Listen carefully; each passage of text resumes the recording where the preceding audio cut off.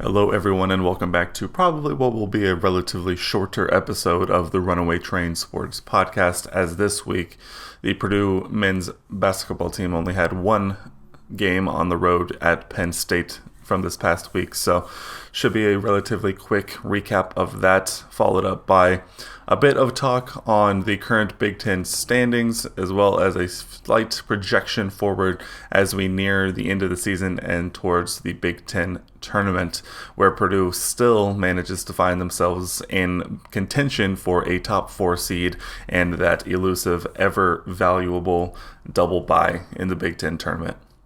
But first, let's jump in. We'll talk about Purdue's lone game from this past week, a road game at Penn State, who, if you remember back, actually gave Purdue a bit of run in their first matchup when Penn State visited Mackey Arena for their, I believe, their first game after they had been on pause due to COVID protocols, and gave Purdue a bit of a fight. Penn State plays a type of game that can worry you if it works out for them, but in this instance, it did not. Penn State plays a very physical, fast-paced game that if you aren't expecting it and aren't ready for it, it can hit you in the mouth, as we saw them almost take down Iowa in previous week as well. So if it works for them, it can work very well. But if shots aren't falling, or if a team like Purdue is willing to bang and play just as fast, it can obviously see that it doesn't always work out that way. Purdue ends up going on the road and getting a 21-point road win in the Big Ten, which is a rarity in itself, as they take down the Nittany Lions 73-52, and probably one of the most dominant performances I think we've seen so far this year. This was a close game-ish for the first handful of minutes before Purdue went on a bit of a run and kind of pulled away in the first half, probably about the 10-minute mark in the first half. Penn State did make a bit of a run about midway through the first half to bring it slightly closer, but a long scoring drought kind of doomed them in the first half as Purdue built a sizable lead to halftime and never really looked back in the second half. So just kind of taking a look at some stats here, Sasha Stefanovic leads the effort with 16 points, which is always extremely, extremely nice to see from him. So 16 points from Sasha on 5 of 9 shooting from the field, 2 of 6 from 3, 4 of 5 from the line, and a couple rebounds, 3 assists, 2 steals, and a very, very solid outing for Sasha.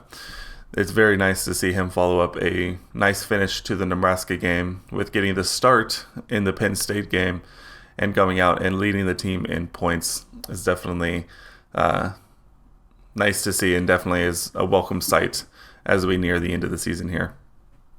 Following up Sasha, we have Jaden Ivey, who finishes with 14 on 5 of 12 shooting, also going 2 of 6 from 3, 2 of 2 from the line, 5 rebounds, assists, 3 steals, career high 4 blocks for the young freshman, who is absolutely about glowing with confidence, is I think the nicest way I can put it as of right now. He is peaking at the right time for Purdue, and it is a welcome sight to see for sure. Let's see, Trevion Williams chimes in with 11 points, 5 rebounds, 4 assists, so he does his normal, and a steal actually, so he chimes in with his normal assortment of stats in the game. And I want to touch on Trevion here in a minute, but I kind of just, we'll finish up quickly just bouncing around. Eric Hunter Jr. hits double figures with 10 points on 4 of 6 shooting, including 2 of 2 from 3. That's a very, very nice thing to see, as well as continuing to play his excellent brand of defense. Some other notable things in here. Aaron Wheeler hits his lone 3 of the game, which was, I think, a very, very good thing to see him do. It was in the right corner, and really just a no hesitation, even with a guy in his face, rise and fire 3 that he ends up downing. So that was very, very nice to see. I feel like most of the time he doesn't really get challenged that hard on 3s, and so one makes you wonder if the fact that his man closed out so hard, it really didn't give him that second to think about it, Because it seems like on a lot of the threes that he struggles with are those wide open threes where you have that half second to really think about it. So it was nice to see him rise up without really much thought and put one in. Zach Edey finishes 3 of 4 from the field for 6 points. A quiet but ever important 12 minutes from the 7-4 behemoth from Canada. Let's see. Brandon Newman kind of continues his offensive struggles. Not to say that he's truly struggling, but he finishes 2 of 2 from the line, 0 of 1 from 3, and that's the only field goal shot he took from the entire game. So one makes you wonder if he's kind of taken a step back and is truly waiting for it to come to him rather than trying to force it that we may have seen over the last couple of games. So hopefully Brandon is able to get over this little slump that he's going through and is able to get back on the horse here relatively soon. And then because this was a 21-point win on the road, we actually did get to see the end of the bench a bit here as Carson Barrett, a freshman walk-on guard, gets his first action of the season, getting 2 minutes, scoring a point on a free throw as well as a rebound. It's always fun when those guys get in. And then there's also, where'd he go? Chase Martin got a bit of run, a couple of minutes with a rebound and a steal. No shots. No, those will come in time. And then, where is he? Matt Frost gets on the board with 2 points on a beautiful pass from Ethan Morton, who also got a little bit of run there towards the end as well, trying to get him back up and going in the swing of things. And I'll take this moment to talk about Ethan, and then I want to go back to Trey, like I mentioned before. I saw a thread on Twitter after the game of people talking about the potential concerns with Morton, and is he really going to fit in, and why aren't we seeing him as much? I think it's a combination of things. I think you have to start out this conversation with he had mono to begin the season, and everyone reacts to those kinds of illnesses differently, and especially mono, which can take a long time to kind of work back to being 100%. And I think the fact that it happened so close to the beginning of the season that he really only got back literally, I think, the week of the season starting, that coupled with the lack of a non-conference season. And I think you have a situation where he kind of struggles to get going, and as the season goes on, without that experience and that game experience, he obviously just may not even be back up to 100% from mono, and it may take an off season of rest and recovering and then getting back to 100% before we truly see the Ethan Morton that a lot of us expected. We're going to put a pin in that. That is the first thing you have to keep in mind. Secondly, Ethan Morton is a talented basketball player, and only seems, and I think the mono point, coupled with the fact that he is in a group of other extremely talented freshmen. You have Jaden Ivey, you have Mason Gillis who starts, you have Brandon Newman who had been starting most of the season, you have Zach Edey who has kind of come out of not necessarily nowhere, because I'm not sure a 7'4" man can come out of nowhere. So, and then you have I think I said Jaden. That is one of the more extremely talented freshman groups that I think you'll see in a long time. I think that the fact that people are having concerns about a very talented kid like Ethan at this point just goes to show how well the other freshmen in this class are playing.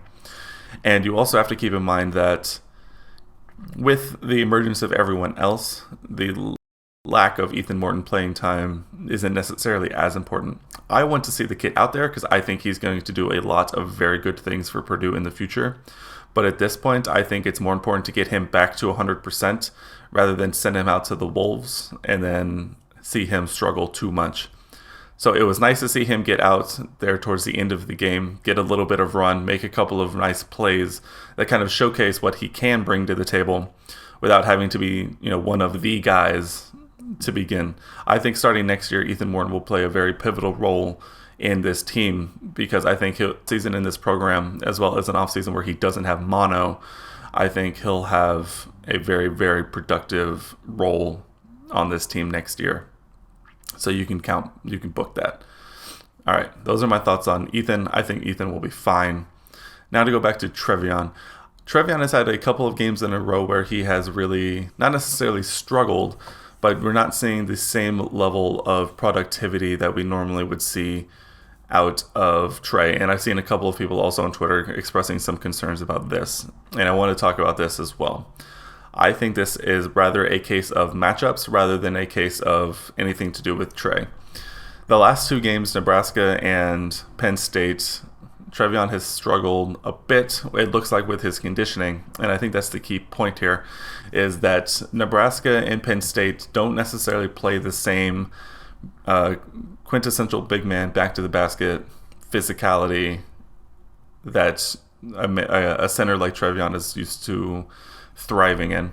They really try and get the center position out and moving, and I think Trey did an extremely good job weathering that, but it's also not the type of game that Trevion is really used to playing, or is really, I think, equipped to play this year.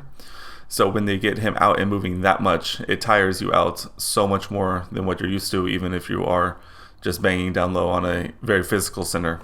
So I think it's more of a case of matchups causing issues rather than anything to do with Trevion.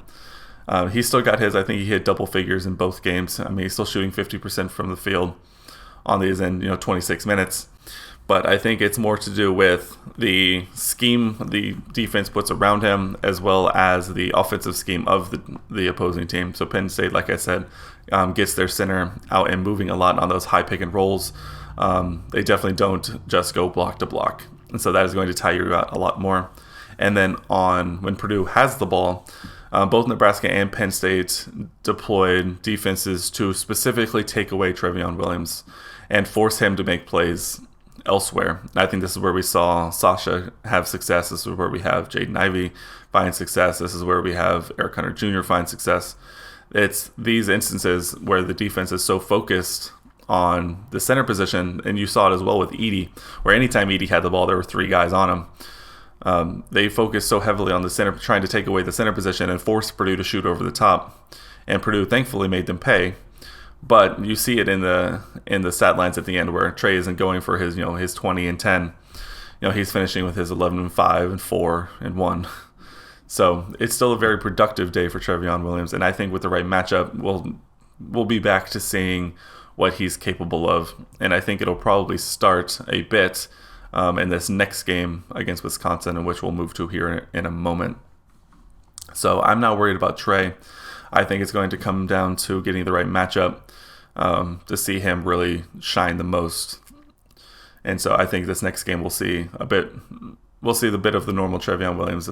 Not to say this is abnormal, but what you're normally used to seeing out of a stat line for Trevion Williams, I think we'll see that here next. Okay, I'm going to take a quick break to give my voice a bit of a rest.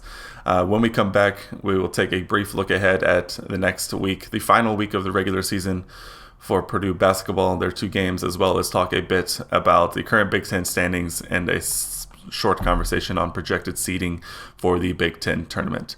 Stay with me, and we'll be right back. And welcome back.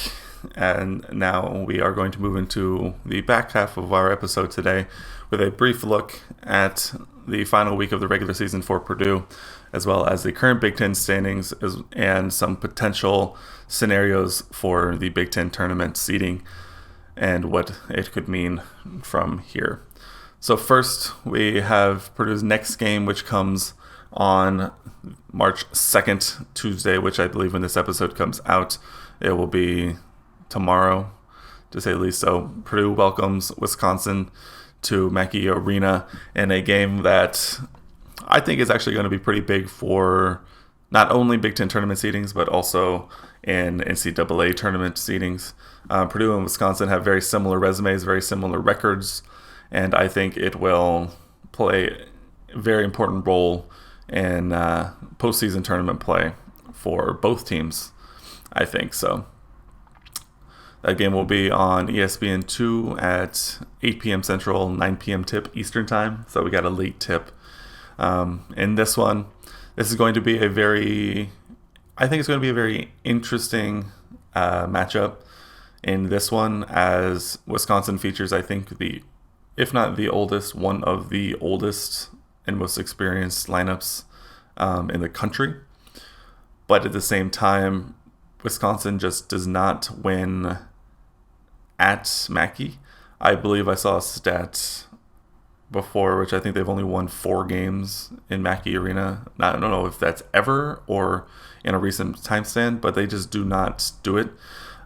These are always fun games to go and see because it's always a relatively highly competitive matchup.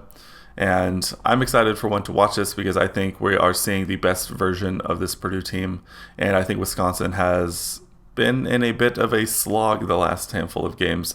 Looking at their last 5 games here, they are 2-3 in their last 5 games, with their wins coming against Northwestern and Nebraska, both on the road. So they do take care of business, but their losses, and to be fair, their losses do come against Illinois, Iowa, and Michigan. Unfortunately, those were all at home, and so you would hope they'd be a little more competitive. They lose to Illinois in their last outing by 5 without Ayo Dosunmu. They lose to Iowa on the 18th by 15, and they lose to Michigan by 8 in what I believe was an absolute collapse, if I'm remembering correctly. I believe this was Michigan's first game back after they had their 3.5 week pause due to state decisions to shut down the athletic department, basically the entire athletic department. And I think this was one where Wisconsin was leading by more than a lot in the beginning of the game, and Michigan slowly whittled their way back before coming out with an 8-point win. So I think that kind of is a bit of a downward spiral for Wisconsin, who is trying to right the ship.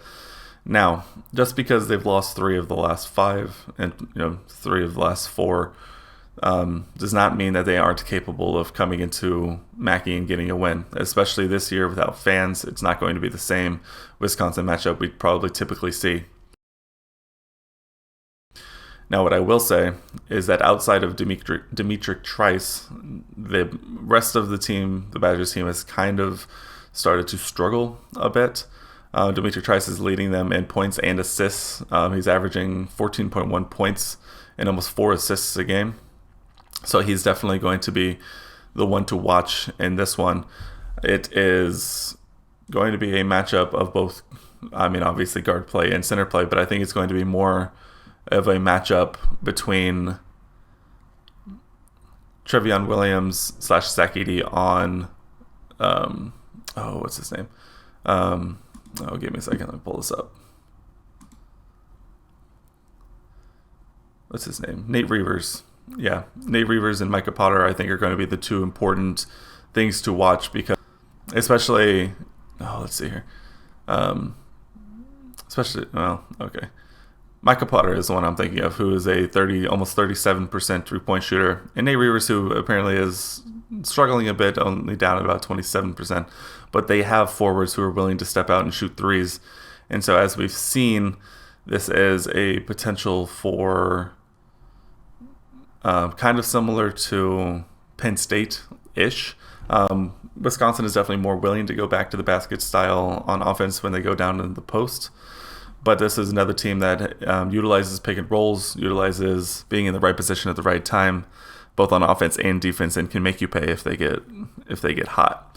So this is going to be a very important matchup to watch. What I can only assume will be Eric Hunter Jr. on Dimitri Trice, and then Trevion Williams, Mason Gillis, Zach Edey, Aaron Wheeler on the forwards for the Badgers. So this is going to be, I think this could be a very good game. I hope it is more like the Penn State game, where with the confidence that Purdue has going right now, they're able to just come out, step on Wisconsin early, and then hopefully leave Mackey with another confidence-building, momentum-building win in the Big Ten this season, in which that, we're not going to get ahead of ourselves, but Purdue has positioned themselves very well in the Big Ten this year. And I think this Wisconsin game is going to play a very important factor in the final Big Ten tournament seeding projections. So keep an eye out for the late tip against Wisconsin on Tuesday.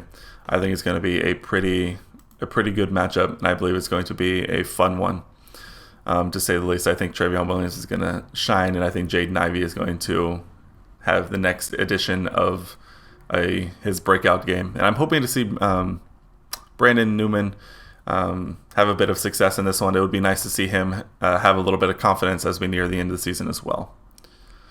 So that's the Wisconsin game. Now we're going to quickly touch on the Indiana game, March 6th, which let me double check here to make sure I don't spout nonsense, will be Saturday. So on Saturday, the final game of the regular season, it'll be a 1 p.m. Central Time, 2 p.m. Eastern Time tip on either ESPN or ESPN2 for the final regular season matchup of these two rivals.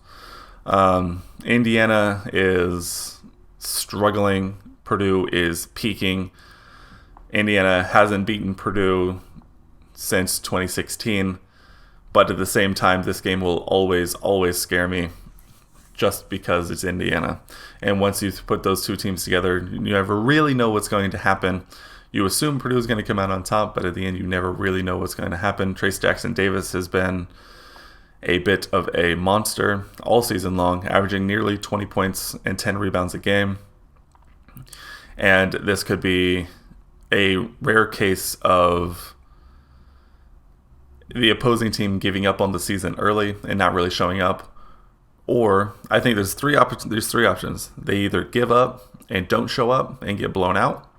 They either accept the fact that their season is probably going, if they, I think they have 2 games left as well. They have a trip to Michigan State and then the trip to Mackey in the regular season. If they lose that Michigan State game bad, they may accept the fact that their season is likely done, and so they may come into our game with nothing to lose and play well. Or 3, they win at Michigan State, get up for the game against Purdue, knowing that they have to win that game as well as potentially 1 or 2 in the Big Ten tournament to make the NCAAs, and somehow come in fired up for that. They will be severely hampered, as I believe it has come out this past week that Armand Franklin, one of their better playmakers and shooters, is going to be out for the rest of the regular season with an ankle injury that he's been kind of nursing for a long while. I believe he made his return in the first Purdue game from that ankle injury, and I think it's pretty clear to see that he's been battling that pretty much the rest of the season, and it finally came to a head in the Rutgers game, where he played the first half but looked rough and before coming out at halftime and not playing any of, basically that was the last we'll probably see of him through the end of the regular season. So I think Purdue has the advantage there, and they've definitely also shown to have the ability to weather the couple of Indiana players that seem to play well, and Indiana doesn't seem to have enough firepower to keep up with Purdue, as we saw in the first matchup. So, as always, this one scares me, especially knowing it's the last game of the season, and there could be a lot on the line for both teams here. And I'll use this to launch into our next talking point that I want to touch on, just because I don't want to spend too much time talking about this game, because no one really knows what's going to happen in this game. I think Purdue is going to come out absolutely fired up, at least I hope so. And the other part of me is really hoping that Indiana has just given up on the season, and they just go through the motions. Purdue leaves with the W, and that'll be that. But this game, both of these next 2 games for Purdue are going to be entirely massive, because if we take a look at the current Big Ten basketball standings, as it will be on March 1st, on Monday, March 1st, Purdue currently sits in 4th place in the Big Ten, with Ohio State losing yesterday to Iowa. Yesterday? Yeah, so they lost Sunday to Iowa. Purdue takes over 4th place on percentage over Ohio State. So the top 4 as it currently stands is Michigan at 13-1, Illinois at 14-4, Iowa at 12-6, Purdue at 11-6, and then Ohio State at 12-7. And I think it's come out, and if you don't know, they're doing the standings based on winning percentage in conference, not necessarily total wins. So that's why Purdue, even though has played a couple less games than Ohio State, they do have a better percentage, and so they currently sit in 4th. And there actually is, and so that's why these 2 last games are important. If Purdue takes care of business, they'll lock in that 4th spot, and that is very, very good, as Matt Painter has made it a point to always try and be in that double bye scenario, because having to play that one fewer game is absolutely crucial when it comes to the Big Ten tournament. And especially in one of the intangible benefits of getting the double bye is you avoid a lot of those bad losses. So teams who make a run to what would be the quarterfinals generally would not be considered bad losses on neutral floors. So getting that elusive double bye is very important for that, as well as having to play that many games in as many days makes it that much harder on the body, on the psyche. And so getting that double bye, so where you potentially only have to play 3 games in a row if you make a run to the final, is absolutely necessary. So Purdue will be battling Ohio State for that final spot. And let me pull up. So Ohio State actually only has 1 final game. So after losing 3 in a row for the Buckeyes, they lose against Michigan, at Michigan State, and then against Iowa, in which the game against Iowa, they didn't look particularly good. They host Illinois on the final night of the season on Saturday, so they do have about a week off to rest up and recuperate. But their final stretch was tough. Their final 4 games were home against Michigan, at Michigan State, home against Iowa, home against Illinois. That's a tough stretch. So if Purdue takes care of business these last 2 games, walks out with 2 wins, they will lock up at minimum the 4th seed. I believe no matter what Ohio State does in their final game. And then there is even a scenario where Purdue gets all the way up to the 3rd seed. I can't remember the exact scenario for that, but it does involve a couple Iowa, or I believe 1 Iowa loss. Let me take a look here. So Iowa is currently 12-6. Purdue is 11-6. If Iowa loses one of their final 2, I believe that means that Purdue would take over the 3 spot. Let me check here. Maybe if I could do math right.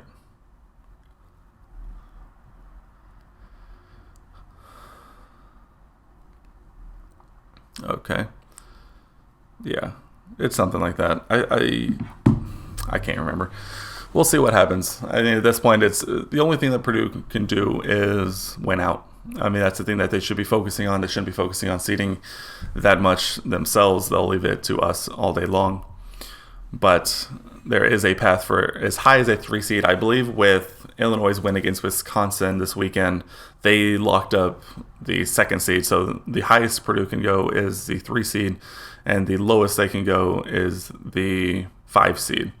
So they locked up a minimum a top 5 finish, and could potentially be all the way as high as the 3 seed. So that's going to be a fun finish down the stretch.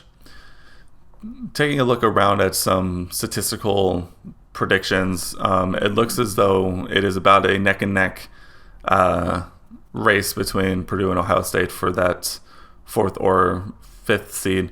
Purdue currently has the small leg up over Ohio State, sitting at a 86.91% chance to have the double bye, or an 85.9% chance to get the double bye, or to reach the quarterfinals technically. So Purdue does have the leg up. The best thing Purdue can do is obviously just win out. That is definitely the best way to finish here. This site I'm using TeamRankings.com, who looks at the projections and using statistical models to project Purdue to finish in the 4th slot. So I think that will be very, very good thing for Purdue, especially avoiding those bad losses at this point and only having chances of good wins.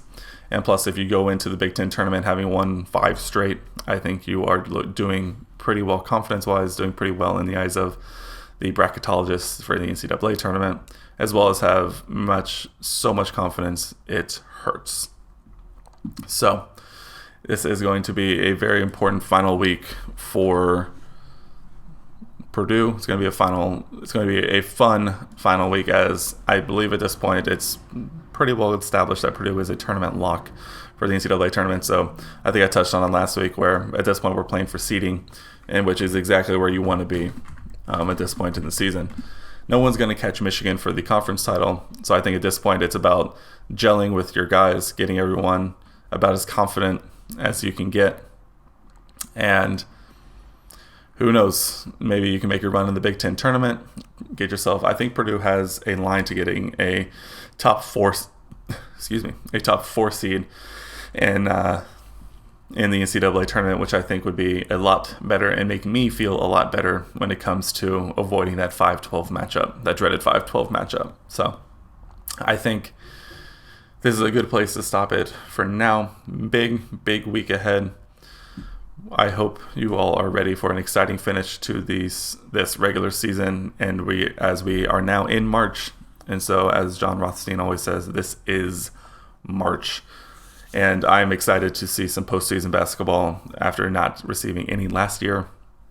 I'm very, very ready to get back on,